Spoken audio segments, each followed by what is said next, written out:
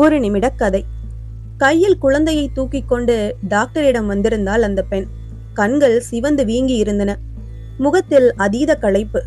மாதக்கணக்காக உடம்புக்கு முடியாமல் படுக்கையில் கிடந்தவள் போல் இருந்தது தோற்றம்.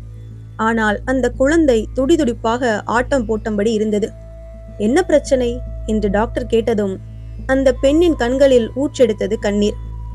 இவ பிறந்து 6 மாசம் ஆகுது. இத்தனை நாளா சமத்தா இருந்தா. ஒரு வாரமா இவ கொடுக்கிற டார்ச்சர்ல என்னால தூங்கவே முடியல. ராத்திரி முழுக்க கொட்ட கொட்ட முடிச்சுக்கிட்டு இருக்கா. பேச்சு வரலைனாலும் எதையோ சொல்லிட்டே இருக்கா. படுக்கையில் போட்டா புரண்டு நகர்ந்து போயிடுறா. பாத்திரங்களை உருட்டி விடுறா.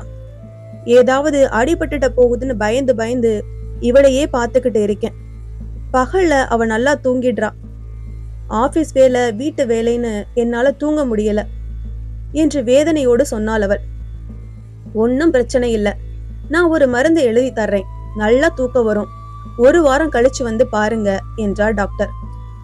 1 வாரத்துக்கு பிறகு அந்த பெண் வந்தாள். முகத்தில் சந்தோஷம். மருந்து குடிச்ச 10 நிமிஷத்துல தூக்கம் வந்துடுது டாக்டர். நிம்மதியான தூக்கம். காலையில 6 மணிக்கு தான் எழுந்துக்கிறேன்.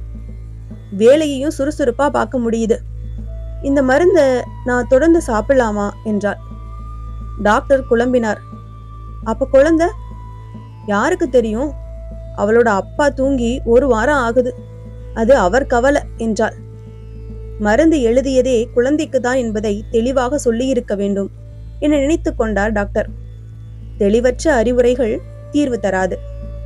இந்த கதை உங்களுக்கு பிடிச்சிருந்ததுன்னா லைக் பண்ணுங்க, ஷேர் பண்ணுங்க, சேனலை மறக்காம சப்ஸ்கிரைப் பண்ணுங்க. அடுத்த கதையில சந்திக்கலாம்.